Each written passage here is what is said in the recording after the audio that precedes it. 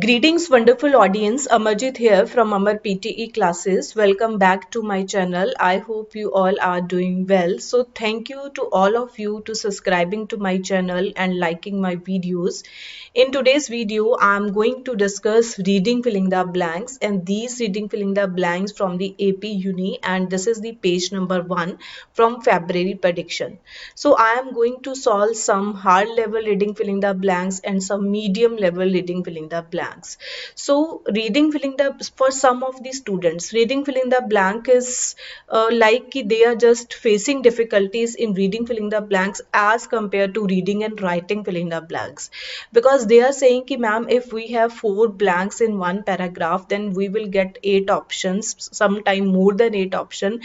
Then it's very difficult for us to choose right option for one particular blank. So this is the problem in reading filling the blanks. So if your targeted score is overall 60, then you can easily achieve it, because you can do other modules of the reading and the other modules of speaking and listening as well. But if your targeted score is 7 each, 8 each, then you must have to solve reading filling the blanks, because reading filling the blanks is contributing around 15 marks in the reading section only. So if you are not getting that 15 marks, then you will not try to achieve 7 each or 7.5 each or 8 each. So in today's video, let's start this reading filling the blanks. So this is the first question we are going to solve. This is the hard level, and for example, if we have 4 blanks in one paragraph, then we will get 8 options, and these 8 options are given here.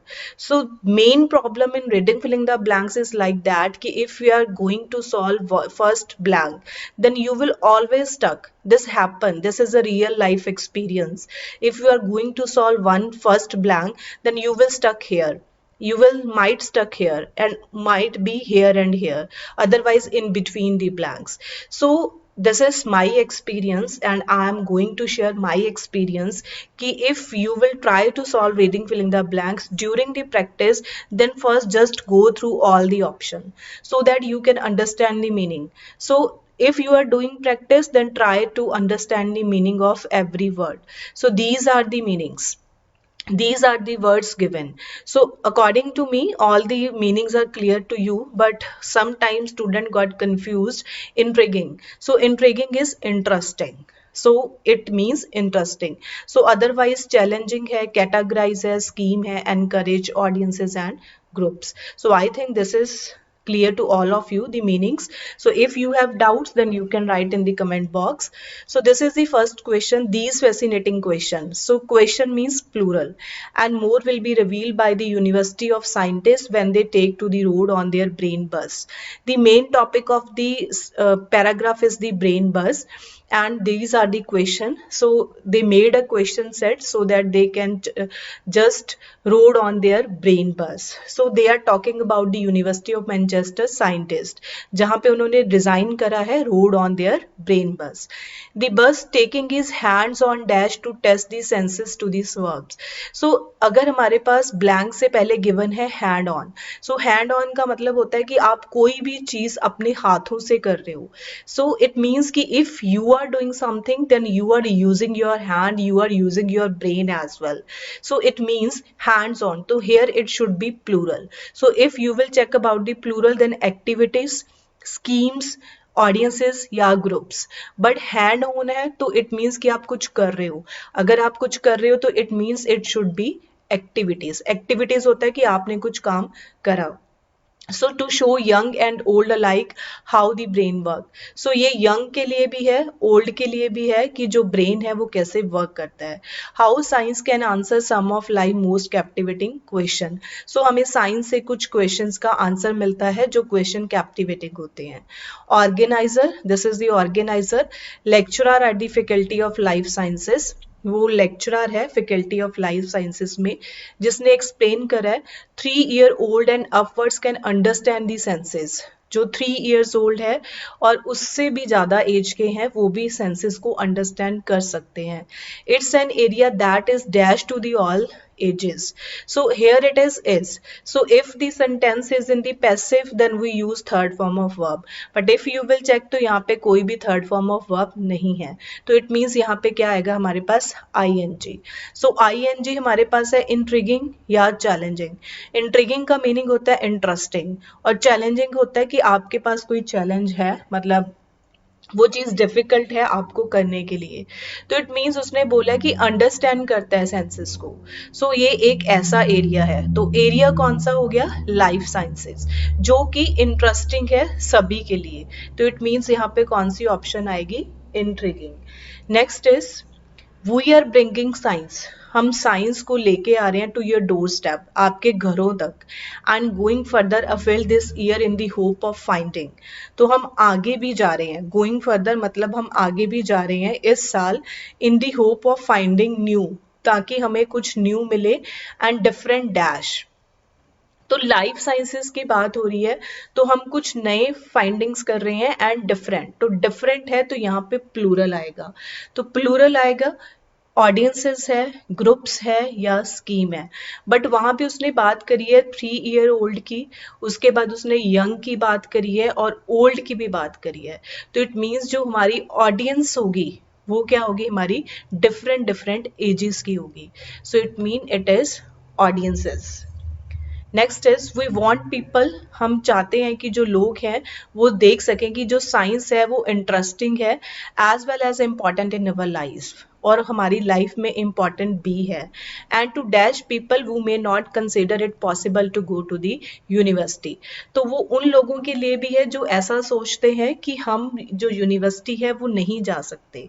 तो it means कि वो encourage कर रहा है. Encourage क्या होता है? कि आप किसी को हौसला दे रहे हो. So let's check the answers first. So this is the way कि how you will solve it. Hand-ons, it mean here should be plural. Is है, either it should be ed or either it should be ing. Then different है, again it should be plural, and it means encourage to people who may not consider it possible. Next hard level, second question, organic structures. So these are the option given here. High, minute, definite means fix, ambiguous. Ambiguous का meaning हो गया कि जो understanding है आप उसको बहुत अच्छे तरीके से समझ सकते हो. ओवरलैप है, इफ यू हैव समथिंग तो दूसरी चीज उसके ऊपर आ गई तो ओवरलैप हो गया. गैप हो गया मीन्स समथिंग मिसिंग, उस चीज को हम बोलते हैं gap. Next is the theme of contrast evident in blue sky is typical of Miss Work. So theme of contrast evident in blue skies. She explored. So she कौन है? Miss Wu. Organic structures using the newest technologies. So वो जो organic structures हैं उनको use कर रही है, उनको explore कर रही है और उसके लिए वो use कर रही है newest technology. She is inspired by dash detail. तो वो इंस्पायर्ड है डैश डिटेल से, but often works on a large scale. But वो लार्ज स्केल पे भी काम कर रही है, मतलब करती है लार्ज स्केल पे भी. तो it means she is inspired by high detail. No, because उसके बाद अगर तुम लार्ज स्केल पे काम कर रहे हो तो तुम्हें हर चीज की इंफॉर्मेशन होनी चाहिए. You know about each and everything about your work. तो it means she is inspired by minute detail. Because if you have a detail of everything, then you can work on the large scale. Her sculptures are dash yet familiar, blurring the boundaries between the real and the artificial. उसकी जो sculptures हैं are dash, तो वो इस तरह से हैं कि उनकी वो अंडरस्टैंड कर सकते हैं, उनके बीच जो चीजें हैं वो हमें बाउंड्रीज बताती हैं कि रियल चीज क्या है और आर्टिफिशियल चीज क्या है. तो इट मीन जो स्ट्रक्चर्स हैं वो मोर अंडरस्टैंडिंग है, क्योंकि यहाँ पे उसने वर्ड लिखा है फैमिलियर. तो अंडरस्टैंडिंग तो नहीं है यहाँ पे, तो हमारे पास यहाँ पे कौन सी ऑप्शन है? Ambiguous. Now organic structures and spirals are the starting point for my creative exploration. तो यहाँ से उसने अपना स्टार्ट करा है, वो उसका स्टार्टिंग पॉइंट है एक्सप्लोर करने का. But my work extends these concepts to explore the dash. But जो मैं अपना काम कॉन्टिन्यू कर रही हूँ, मतलब she started from this but she is doing this work, she is continuously doing the exploration between the real and the artificial. So most of the students जो हैं वो यहाँ पे चूज करेंगे गैप।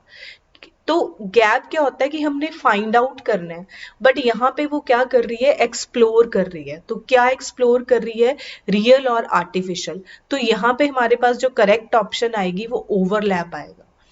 इट मीन्स अगर आपके पास कोई finding की चीज आती तो यहाँ पे आप गैप यूज कर सकते। तो गैप होता है कि बीच बीच में कुछ रह गया। ओवरलैप होता है कि दो चीजें एक दूसरे के साथ ओवरलैप कर रही हैं। तो इट मीन्स ये रियल और आर्टिफिशियल है। So first we will check the answer. So this is the answer. Next paragraph, Austria. So this is very easy and this is from medium level. Since Austria sits at a high elevation. तो यहाँ पे Austria के बताया कि जो Austria का map है वो हाई एलिवेशन है and spends a quarter of the year under dash. तो हमारे पास ऑप्शंस हैं snow, shadow, extent, dedicated, summarised, ये थर्ड फॉर्म ऑफ वर्ब होगी, कंटेनिंग आईएनजी हो गया और ये हो गया कंट्री। तो उसने बोला कि अगर हम ऑस्ट्रिया हाई एलिवेशन पॉइंट पे है तो इट मीन्स वो क्वार्टर ऑफ द ईयर जो 1/4 ऑफ ईयर का है अंडर डैश। तो यहाँ पे बच्चे बहुत जल्दी चूज करते हैं कि अंडर द शेडो आ जाएगा क्योंकि हाई एलिवेशन है, but you have to understand the next line also. It should come as no surprise, मतलब इसमें कोई सरप्राइज होने वाली बात नहीं है। That heating is a matter of considerable importance in the dash. तो मीन्स हिटिंग तभी होएगी अगर वहां पे ज्यादा स्नो होएगी, क्योंकि जब स्नो मेल्ट होएगी तभी हमारी जो हीट है वो प्रोड्यूस होएगी। So it means here it is snow. And importance, Austria जो है वो हमारे पास क्या है, कंट्री है। So importance in the country, but may be surprising. तो इसमें उसने बोला कि अगर हाई ईयर अंडर स्नो है तो इट मीन्स हीट तो है, बट इसमें कोई सरप्राइज होने वाली बात नहीं है। बट आगे सरप्राइज होने वाली बात क्या है, is that a grand imperial city of music, Vienna की बात कर रहा है, art and history actually boast a museum specifically to heating system. तो वहां पे एक इस तरह का म्यूजियम बनाया गया है जिसमें जो सिर्फ डेडिकेटेड है हमारा हीटिंग सिस्टम के लिए। तो इट मीन्स जो सिर्फ उसी चीज के लिए बना है। डेडिकेटेड क्या होता है कि मैं सिर्फ इसी काम के लिए अभी डेडिकेटेड हूं, तो इट मीन्स डेडिकेटेड। समराइज नहीं आएगा, एक्सटेंट हो गया किसी चीज को बढ़ा दिया, कंटेन हो गया उसमें कुछ है, आईएनजी वाला यहाँ पे कुछ भी नहीं है, और शेडो हो गया परछाई। So these are the right options here.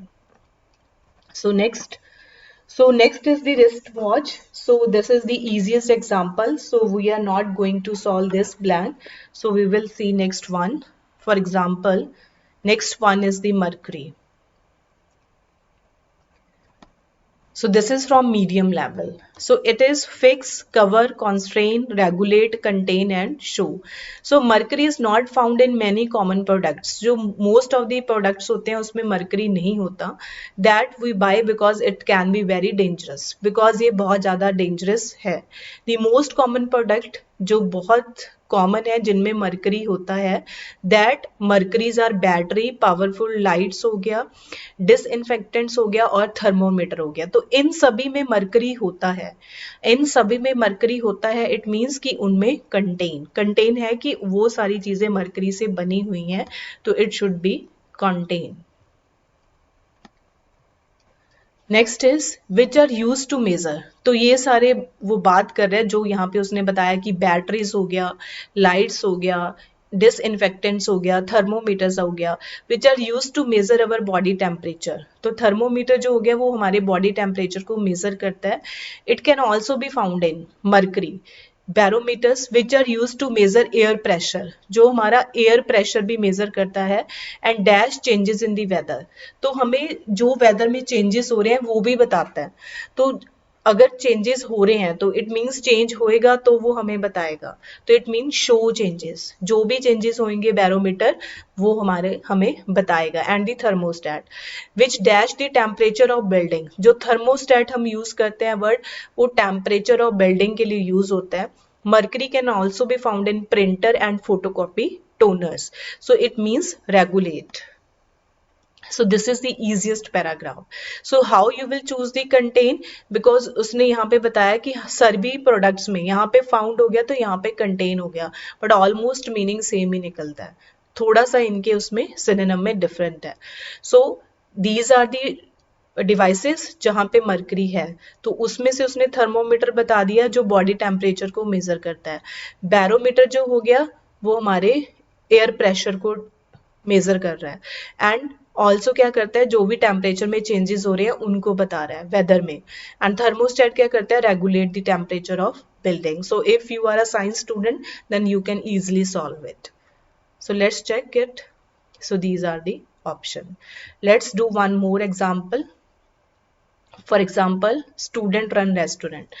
So this is the hard level. So here are the options. Actually, quality, sign, separately, classes, register, menu, return, quantity and roster. So I think meaning is clear. Roster होता है कि आपकी turn wise duties लगी हुई है. So first one, the rest of Taylor's restaurant. So Taylor restaurant के ऊपर ये paragraph है, is a student run. So they are saying कि जो ये restaurant है वो students ही चलाते हैं. Students in quantity food production and service management dash make the articulate and detailed dishes. We teach students to understand. हम बच्चों को बताते हैं कि जो product है वो कहाँ से आता है और कैसे हमने उसकी respect करनी है. So it means we teach students. So here, from here you can find out the answer of the first blank. So we teach student, it means ki students, they are talking about only students in quantity food production and the service management. So here it is classes because they are talking about the students. So these are the correct option. Next is skeptics might doubt the dash of a student run restaurant. जो ये है वो doubt करते हैं कि student can also run the restaurant और not, but one visit to this will immediately change their outlook. But if you will visit there then you can see कि there are some changes. So here it is might doubt the quality of a students run restaurant. So here it is quality of a student. They doubt the quality of a student कि student can also do this and that. Next, chicken will please any appetite while imparting the need to dash for a second taste. अब उन्होंने बोला है कि first they will check the dishes. If they are find something in wrong in the dishes, then they dash for a second taste. So if you are not sure about this, then we will solve the next one. Students are taught, वो हम students को बताते हैं. So here you can also choose the answer of the first blank कि हमने ratio और जो proportion है वो किस तरह से यूज करना है डिशेस को बनाने के लिए. Understanding the ratio and proportion कि कौन सी चीज को कितनी क्वांटिटी में यूज करना है when creating the dishes instead of recipe make students think and teaches them how to cook. तो एज कंपेयर टू थ्योरी हम प्रैक्टिकल पे फोकस करते हैं कि एक्चुअली आपने जो खाना है वो किस तरह से बनाना है. तो here we have actually reading a recipe, not learning from it, means they are just working on the practical things, not on the theory things. This Gami said believes in using all aspects of a product which dash reflect, means they are believe in using all aspects of a product, means they believe in कि how they can use proper utilize the products. वो हमारे उसमें पता चलता है. किस में पता चलता है? जो हमारे पास मेन्यू होता है when we will go to the restaurant. So if you are just doing a taste for the first time, after that if something is wrong in the dish, then you are just returning it. So it means it should return for a second taste. So these are the option. So this is from my side. So if you have any doubts, any suggestions, then you can write in the comment box. Because मैं ये videos बना रही हूँ क्योंकि सारे students coaching afford नहीं कर सकते. So this is the motive to making these kind of videos. So इसके बाद भी अगर आपके doubts हैं, then you can write in the comment box. You can also mail me. But don't forget to subscribe to my channel and to share my videos and to liking my videos. Thank you to all of you.